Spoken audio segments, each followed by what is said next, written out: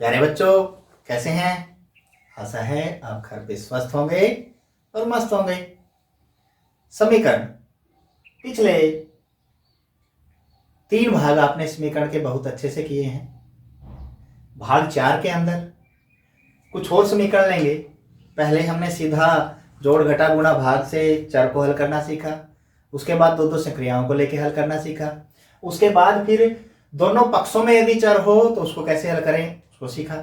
अब हम सीखेंगे चरों को या समीकरणों को सरलतम रूप में कैसे लाया जाए, और हल करना तो आपको उसके बाद आता ही है। अब सरल रूपों में का मतलब क्या है पहले वो समझें कि मेरे पास प्रश्न इस प्रकार से भी आ सकता है।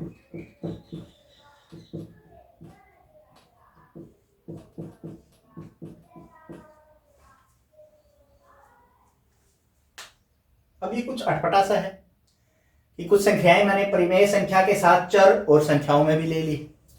अब परिमेय संख्याओं के साथ यदि ये चीज हो तो हम उसको हल कैसे करें, बहुत ही इंपॉर्टेंट है। इसमें बच्चे उलझ भी जाते हैं। हमें करना कैसे है वो देखें। सबसे पहले तो हम हर, जितने भी हर हैं उनको देख लें। हर हमारे पास 5, 2 और 10 है। 5, 2 और 10, 2, 5 और 10, इनका हम एलसीएम निकालेंगे, लघुत्तम निकालेंगे। तो से यदि मैं चलूंगा, अब 5 से एक एक आ गया तो इन दोनों गुणा 5 दूनी 10 आ गया मेरे पास आंसर। तो मैं पूरे समीकरण में जितने भी पद हैं पक्षों में, हर पद को 10 से गुणा करूंगा क्योंकि मेरा लघुत्तम 10 आया है।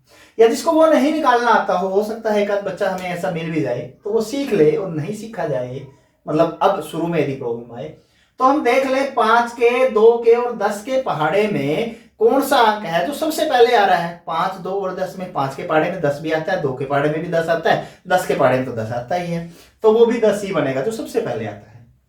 अब मैं हर पद को 10 से गुना करूंगा, सिर्फ ऊपर, ये ध्यान रखें इसके अंदर हर पद को मैंने 10 से गुना किया है।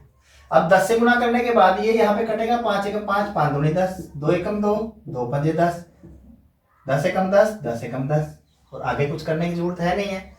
अब गुना करके लिखें, 2 की x के साथ क्या हो गया 2x, जमा 5 एकम 5, इधर 3 एकम 3, जमा, और ये हो गया 10x। देखो सरलतम रूप में आ गया। जिस प्रकार हमने पिछले लेक्चर के अंदर ये दोनों पक्षों में चरों को हल करना सिखाया था, वही समीकरण मेरे पास बन के आ गया। अब उसी प्रकार आगे हल करेंगे। पहले चर देखेंगे, ये 2x है, ये 10x है, बीच में समता का निशान है।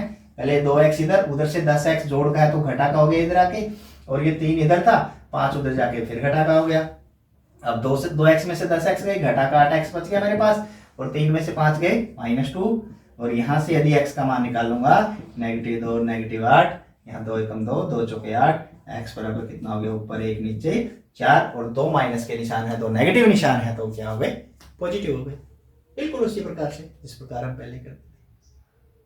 और देखें एक आध प्रश्न, आप देखिए कि हमारे पास जो हर है वो 2, 3, 3, 2 यही है। 3 और 2 के पहाड़े में वो अंक देखिए जो सबसे पहले आता है, क्या आता है 6। बिल्कुल सही कहा, 6 हम हर किसी के साथ 6 से गुना करेंगे, 6 से गुना करेंगे, मल्टीप्लाई करेंगे, करें। अब ये कट जाएगा बिल्कुल, 2 एकम 2, 2 3 6, 3 एकम 3, 3 दूनी 6, 3 एकम 3, 3 दूनी 6, 2 एकम 2, 2 3 6।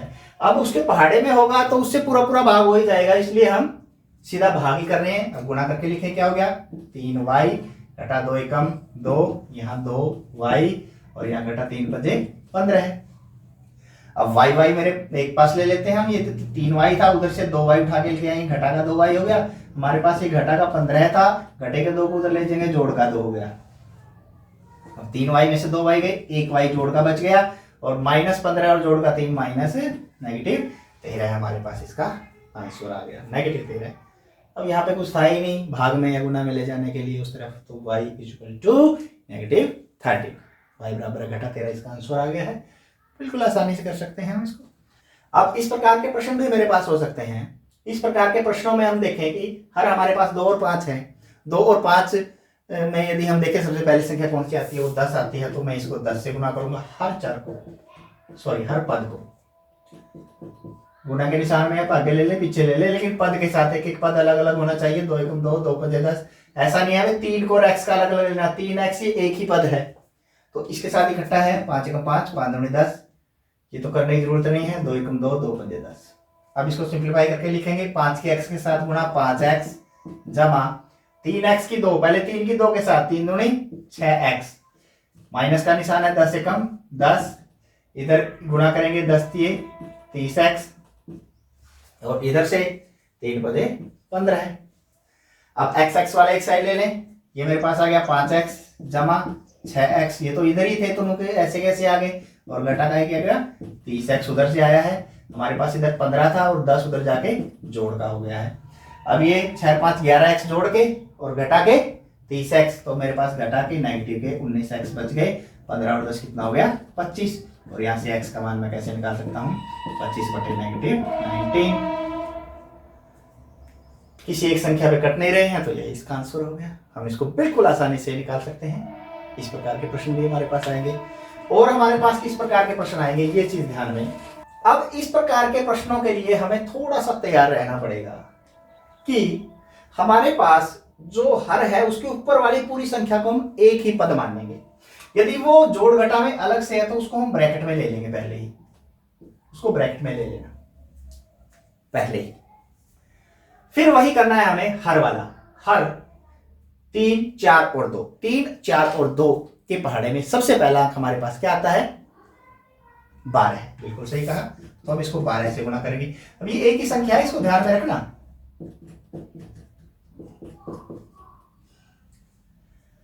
3 एकम 3, 3 चौके 12 है। 4 एकम 4, 4 तिये 12 है।